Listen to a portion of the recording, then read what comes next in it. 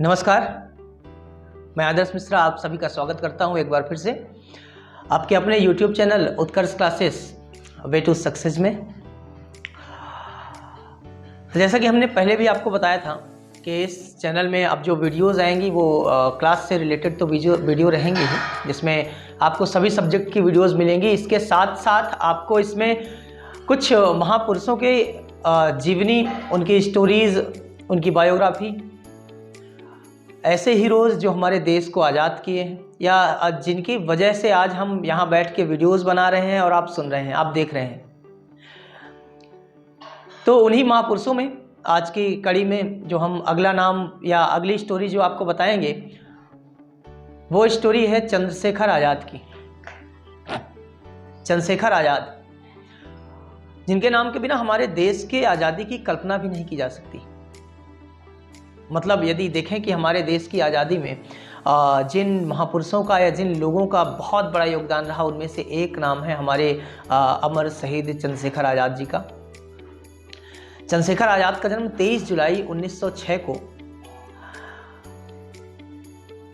उस समय का जो झाबुआ जिला था, वर्तमान में तो अलीराजपुर हो गया, झाबुआ का बंटवारे के बाद वो, लेकिन तत्कालीन झाबुआ जिले के भाभरा गांव में हुआ था। चंद्रशेखर आज़ाद के पिता पंडित सीताराम तिवारी और माता का नाम जगरानी देवी था। आज़ाद का जो परिवार था वो बहुत ही ज़्यादा मध्यम वर्गीय परिवार से थे। मतलब ऐसा कह सकते हैं कि गरीबी में इन्होंने जीवन यापन किया था। जो इनका बचपन बीता वो गरीबी में बीता था और बचपन में ये पढ़ने में बहुत तेज हुआ करते थे। और पढ़ाई के साथ साथ ये एक्चुअली इनका चंद्रशेखर आज़ाद का जो बचपन था वो बचपन बीता आदिवासियों के बीच में, मतलब जो आदिवासी बालक थे उनके बीच में बीता। तो उनके साथ ही जंगलों में खेला करते थे तीर धनुष, और वही तीर धनुष खेलने की वजह से या उसको खेलते खेलते इनका निशाना जो है वो अचूक हो गया। निशाना लगाने में ये महारत हासिल कर लिए थे वहीं से। तो इनका मूल नाम चंद्रशेखर तिवारी था और इनके नाम के साथ आज़ाद जुड़ा, उसकी भी बहुत अच्छी स्टोरी है, आगे हम वीडियो में आपको बताएंगे। तो चंद्रशेखर आज़ाद की पढ़ाई कुछ दिनों तक हुई गांव के ही स्कूल में, और इसके बाद जब इनकी उम्र लगभग साढ़े 12 साल थी, 12-13 साल के आसपास, तो ये चूँकि घर, अभी बताया मैंने, आर्थिक तंगी से घर जूझ रहा था और गरीब परिवार के थे, इसलिए वहाँ से अपने घर से मुंबई चले गए और मुंबई जाके एक बंदरगाह में एक काम करने लगे। और काम इन्होंने किया उसको पेंट करने का काम, जहाज पेंट करने का। अब ये काम वहाँ पर करने लगे, कुछ दिनों तक इन्होंने ये काम किया। अब इनके दिमाग में एक चीज़ आया कि अगर रोजी रोटी ही कमाना है तो फिर ये बाहर आके क्यों, ये चीज़ तो हम अपने घर के आसपास से ही या घर से ही कर सकते हैं। और अभी शिक्षा भी इनकी पूरी नहीं हुई थी, उम्र ही क्या थी, 13 साल। तो ये वहाँ से आ गए और आते इन्होंने काशी के एक विद्यालय में संस्कृत शिक्षा लेने के लिए अपना दाखिला करवा लिया। अब वहाँ ये संस्कृत सीखने लगे। सीख तो ये संस्कृत रहे थे, लेकिन इनके दिमाग में जो देश प्रेम और अंग्रेजों के प्रति जो घृणा थी वो और ज़्यादा बढ़ती जा रही थी, क्योंकि ये वो दौर हुआ करता था जब अंग्रेज और ज़्यादा क्रूरता में उतर आए थे। इन्होंने भारतीयों पर या भारत के लोगों पर बहुत क्रूरता बरपाना चालू कर दिया था। तो जगह जगह इनको खबर मिलती थी कि आज फला व्यक्ति को मार दिया गया, इनको फांसी दे दी गई, ये आंदोलन स्थगित कर दिया गया। और इन सब चीज़ों से ना इनका जो मन था वो बड़ा विचलित हो जाया करता था। और कहीं ना कहीं भले ही एज अभी बहुत छोटी थी, बहुत कम उम्र के थे, लेकिन इनके दिमाग में वो चीज़ें थी कि मुझे अंग्रेजों को मार के भगा देना है, आज़ादी दिलवा देना है। अब इसी बीच एक घटना घटती है। 1919 में रूलेट एक्ट भारत आता है। अब रूलेट जब भारत आया तो रूलेट में देखिए प्रॉब्लम ये थी कि उसमें उसका विरोध भारत में कई लोगों ने किया, अलग अलग आंदोलन हुए, कई संस्थाओं ने, कई संगठन ने इसका विरोध किया रूलेट एक्ट का। और इसी रूलेट एक्ट की वजह से ही महात्मा गांधी ने असहयोग आंदोलन चालू कर दिया गया। महात्मा गांधी ने असहयोग आंदोलन चालू कर दिया 1920 में। अब पहले रूलेट एक्ट समझ लेते हैं। रूलेट एक्ट के तहत कुछ ऐसा था कि ना भारतीयों को, जो भारत वाले थे, इनके लिए ना अपील, ना वकील, ना दलील वाली थ्योरी थी। मतलब अंग्रेज जब चाहे बिना किसी नोटिस के, बिना किसी मुकदमा के और बिना किसी गवाह के किसी भी भारतीय को गिरफ्तार कर सकते थे और उनको जेल में डाल सकते थे, सजा दे सकते थे। तो इसको पूरे देश के लिए काला कानून की तरह देखा गया और महात्मा गांधी ने भी फिर असहयोग आंदोलन चालू कर दिया 1920 में। अब इनके ये स्कूल और कॉलेज वाला दिन था, 15 साल की उम्र थी इनकी। और 1920 में जब इन्होंने चालू कर दिया असहयोग आंदोलन, तो इस उम्र में अब असहयोग आंदोलन में महात्मा गांधी के साथ चंद्रशेखर आजाद भी जुड़ गए और अपने वही विद्यालय के सामने इन्होंने धरना देना शुरू कर दिया। और कई इनके साथी थे, जिस कॉलेज में ये पढ़ रहे थे तो वहाँ पर इनकी विचारधारा के कई और इनको साथी मिल गए थे जिनकी विचारधारा क्रांतिकारी गतिविधियों वाली थी।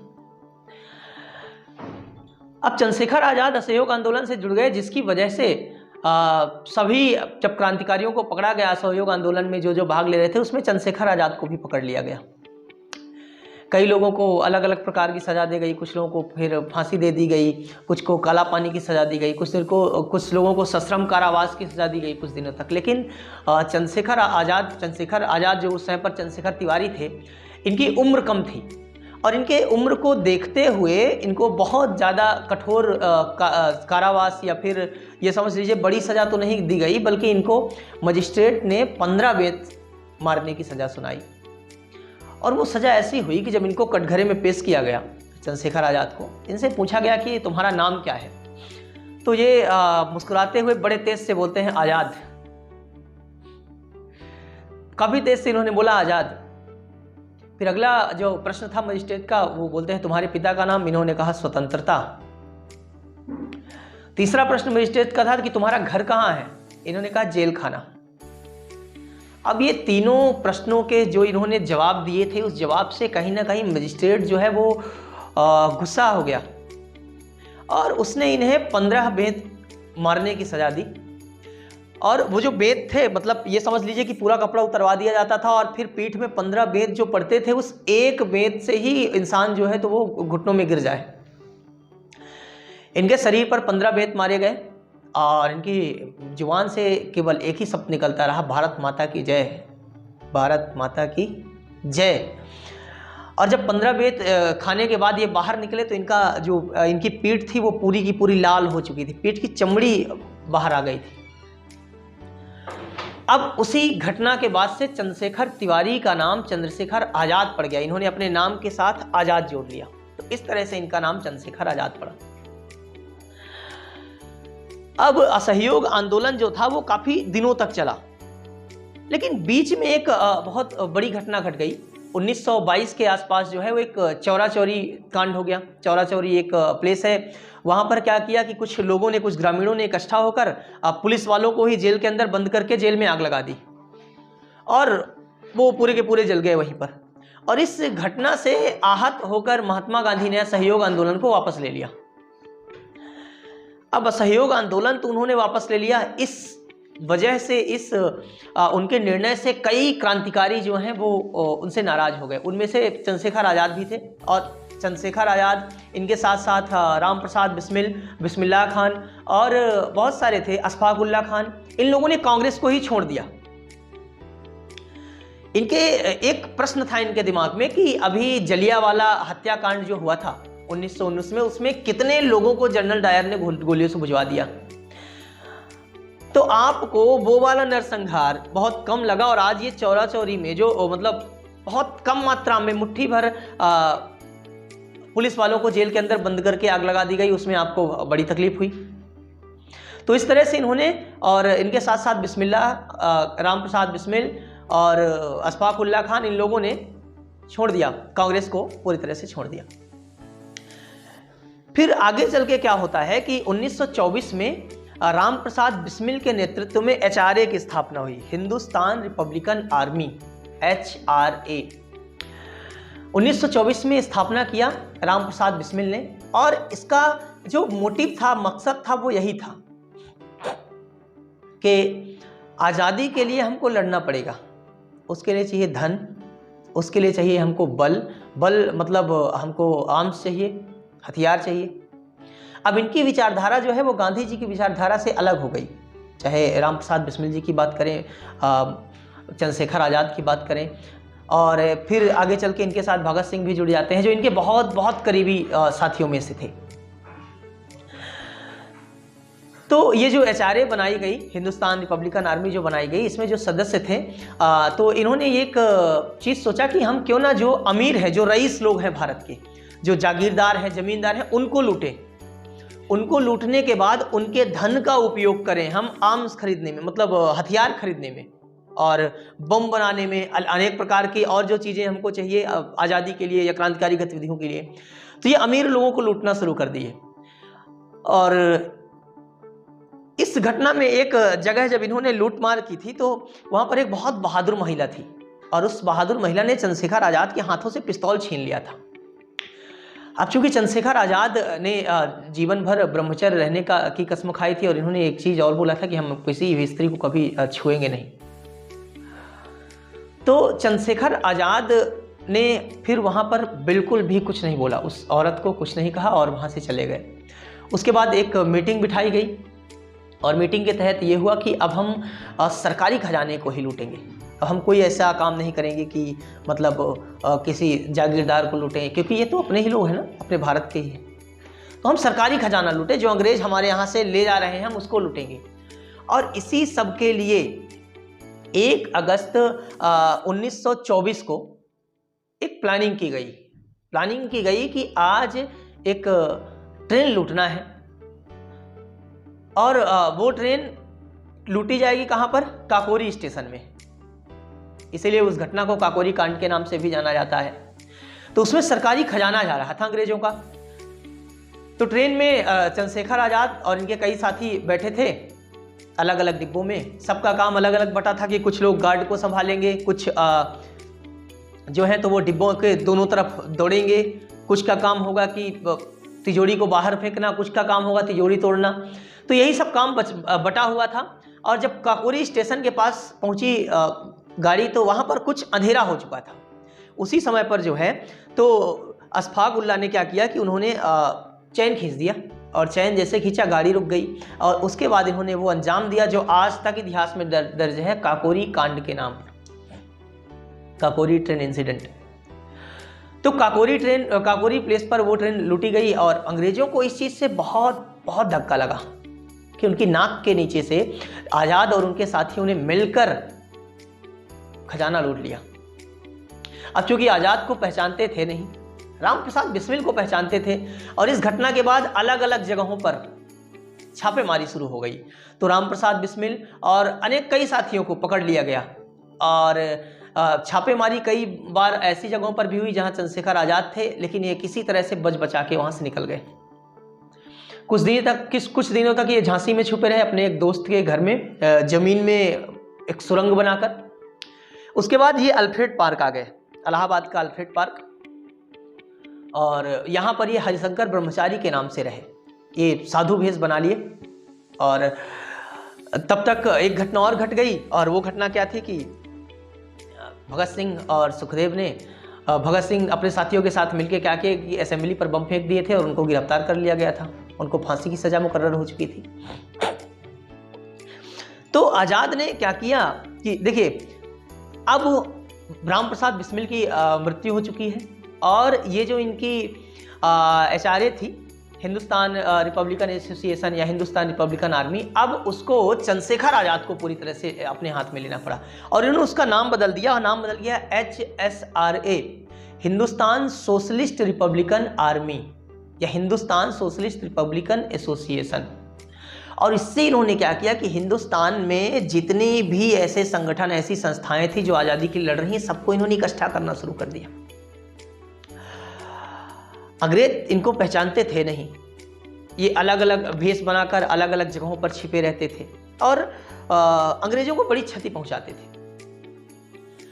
अब अंदाजा लगाइए, कहीं पर मैंने पढ़ा था, किसी बुक में ये डाटा था कि अंग्रेजों ने 700 लोगों को केवल इसलिए नौकरी में रखा था कि आपको चंद्रशेखर आजाद की मुखबिरी करनी है, उनको आपको पहचानना है। इस तरह से खौफ था चंद्रशेखर आजाद का अंग्रेजों के ऊपर।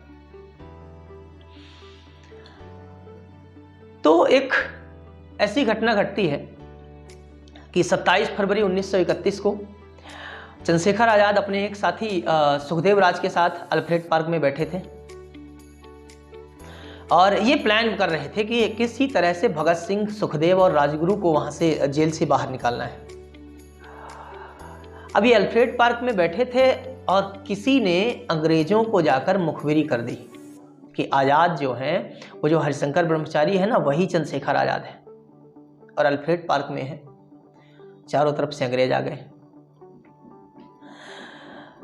अब जो कि वहां से सुखदेव राज बच गए थे, उनसे बताया भी था चंद्रशेखर आजाद ने। कई दिनों बाद उन्होंने अपनी एक किताब में खुलासा किया और कई राइटरों ने ये चीज़ लिखा कि चंद्रशेखर आजाद जो हैं तो 27 फरवरी 1931 को सुबह के समय पर नेहरू जी से मिलने गए थे।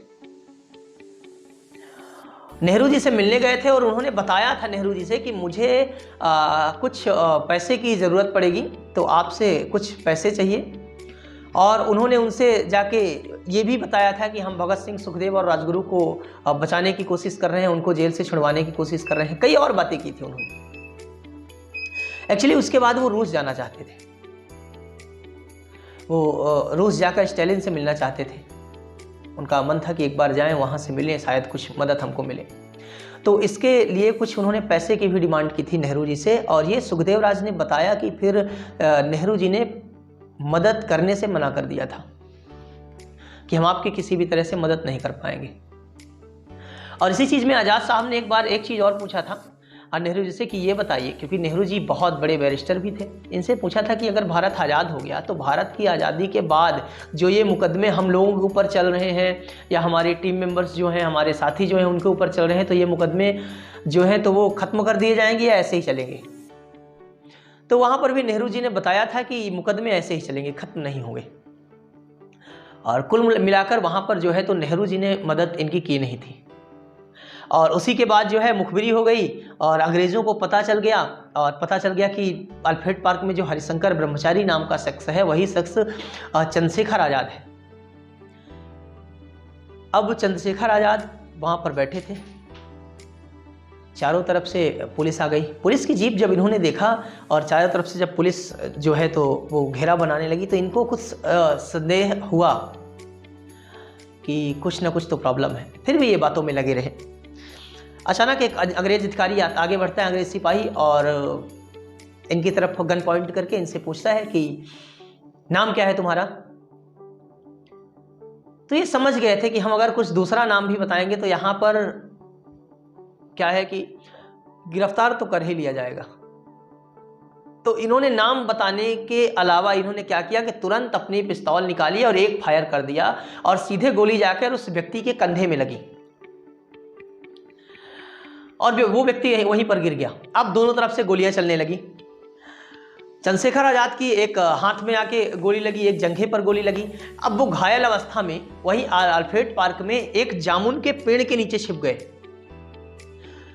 और इन्होंने बोला सुखदेव राज को कि आप यहां से जाओ, क्योंकि मैं रहूं या ना रहूं आपका रहना जरूरी है, ये मुहिम रुकनी नहीं चाहिए अभी।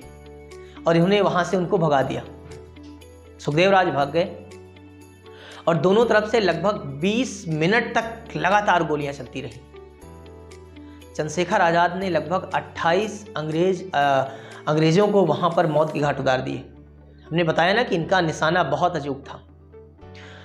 जब ये चारों तरफ से घिर गए और इनके पास केवल एक ही गोली बची थी, इन्होंने एक कसम खाई थी। कसम चंद्रशेखर आजाद की ये थी कि जीते जी मुझे अंग्रेज छू नहीं सकते हैं। तो जब एक गोली बची इनको, तो इन्होंने एक गोली को लोड किया और उसके बाद अपने कनपटी में लगाकर इन्होंने फायर कर लिया और हमेशा के लिए वहीं भारत माता की गोद में सो गए। इस प्रकार से 27 फरवरी 1931 को अल्फ्रेड पार्क में चंद्रशेखर आजाद को शहादत प्राप्त हुई। हमने पिछली वीडियो में भी आपको बताया था कि ऐसे लोग मरते नहीं हैं, ऐसे लोग अमर हो जाते हैं, और हमारे शहीद चंद्रशेखर आजाद भी अमर है। आज वो जो अल्फ्रेड पार्क है उसका नाम बदलकर अमर शहीद चंद्रशेखर पार्क कर दिया गया है। फिर इनकी मृत्यु के बाद क्या होता है कि इनकी मृत्यु के बाद शाम के टाइम से ही लोगों को जब पता चला कि चंद्रशेखर आजाद की मृत्यु हो गई, अल्फ्रेड पार्क में लोगों की भीड़ इकट्ठा शुरू हो गई। वहां पर भीड़ मतलब हजारों की संख्या में, लाखों की संख्या में लोग आने लगे। जिस पेड़ में गोलियां लगी थी या इनका खून जहां पर था, वहां की मिट्टी को लोग लेके माथे पे लगाने लगे, वहां लाल कपड़ा बांधने लगे, पूजा आरती करने लगे। और ये सब देखकर अंग्रेज डर गए। अंग्रेजों को इस बात का भय हो गया कि अब बहुत बड़ा आंदोलन हो सकता है, अब बहुत बड़ा आंदोलन हो सकता है। तो उन्होंने क्या किया कि रातों रात वो जो जामुन का पेड़ था वो पेड़ को कटवा दिया, जड़ से उस पेड़ को उखड़वा दिया, और वहां पर जो है तो पूरी तरह से मिट्टी को भी समतल कर दिया। लेकिन फिर कहा जाता है कि दुर्गा भाभी, जो भगत सिंह की भी भाभी थी, दुर्गा भाभी जो है तो वो फिर गई थी वहाँ, और उस जगह पर जो चंद्रशेखर आजाद की जहाँ मृत्यु हुई थी, जहाँ इन्होंने अपने आप को गोली मारी थी, वहाँ पर उन्होंने एक नीम का पेड़ लगाया था, जो आज भी शायद अल्फ्रेड पार्क में आज भी वो पेड़ है। तो अंग्रेजों को इतना डर हो गया था कि इसी डर की वजह से अंग्रेजों ने भगत सिंह, सुखदेव और राजगुरु को 24 घंटे पहले फांसी दे दी थी, क्योंकि उनको पता चल चुका था कि लोग जो हैं वो अब क्रांतिकारी गतिविधियां करेंगे और अलग अलग प्रकार से अब हमें ही परेशान होना पड़ेगा। अच्छा, नेहरू जी ने अपनी जो बायोग्राफी लिखी थी, नेहरू जी की जो किताब थी, उसमें नेहरू जी ने अपनी किताब में बताया था कि एक व्यक्ति आया था 27 फरवरी को हमसे मिलने, और वो अपना नाम चंद्रशेखर आजाद बता रहा था। क्योंकि मैं चंद्रशेखर आजाद से 10 साल पहले मिला था, इसलिए मैंने उससे बोला था कि मैं तुम्हारी मदद करूंगा, लेकिन मुझे नहीं लगता वो चंद्रशेखर आजाद था। परंतु सुखदेव राज के अनुसार अगर देखा जाए तो उन्होंने पूरी तरह से मना कर दिया था मदद करने को। और बाद में एक अंग्रेज अधिकारी ने भी अपनी पुस्तक में बताया था कि कांग्रेस के किसी बड़े नेता ने ये मुखबरी की थी, सूचना दी थी कि चंद्रशेखर आजाद ही अल्फ्रेड पार्क पर हैं। हरिशंकर ब्रह्मचारी जो है वही चंद्रशेखर आजाद है। हो गया, ये बात जो है तो इतिहास में विवादास्पद है कि, लेकिन हाँ, किसी न किसी ने तो मुखबिरी की थी, तभी चंद्रशेखर आजाद की मृत्यु हुई। तो आज की कहानी जो है हमारे चंद्रशेखर आजाद की बस इतनी ही। उम्मीद है आपको ये कहानी बहुत अच्छी लगी होगी, आपको एक और स्टोरी पता चली होगी, एक और हीरो, एक और रोल मॉडल की पता चली होगी स्टोरी, एक और भारत माता के सपूत के बारे में आपने जाना है आज कि किस प्रकार से अपने जीवन को सेक्रीफाइस कर दिया इन लोगों ने। आज जो हम आप बैठे हैं आज़ादी में, मतलब खुली हवा में सांस ले रहे हैं, आज़ाद हैं, जो मन हो रहा है वो बोल रहे हैं, फ्रीडम ऑफ एक्सप्रेशन, हर चीज़ हमको मिल रही है, वो कहीं ना कहीं इन व्यक्तियों के सेक्रीफाइस के कारण ही मिल रहा है। चाहे वो आज़ाद हो, भगत सिंह हो, सुखदेव राजगुरु हों, हमारे नेताजी सुभाष चंद्र बोस हों, या अनेक बहुत प्रकार के जो भी क्रांतिकारी थे, हिंदू, मुस्लिम, सिख, ईसाई, कई से लोगों ने अपने जीवन को कुर्बान किया, तब जाके हमको ये आज़ादी मिली। तो आज की कहानी में बस इतना ही। उम्मीद करते हैं आपको ये बहुत अच्छी लगी होगी। आपको ये कहानी कैसी लगी आप कमेंट करके ज़रूर बताइएगा एक बार। और ठीक है, आपसे विदा लेते हैं। धन्यवाद पूरा देखने के लिए। आप ऐसे ही हंसते रहे, मुस्कुराते रहिए और जीवन का आनंद लेते रहिए। धन्यवाद।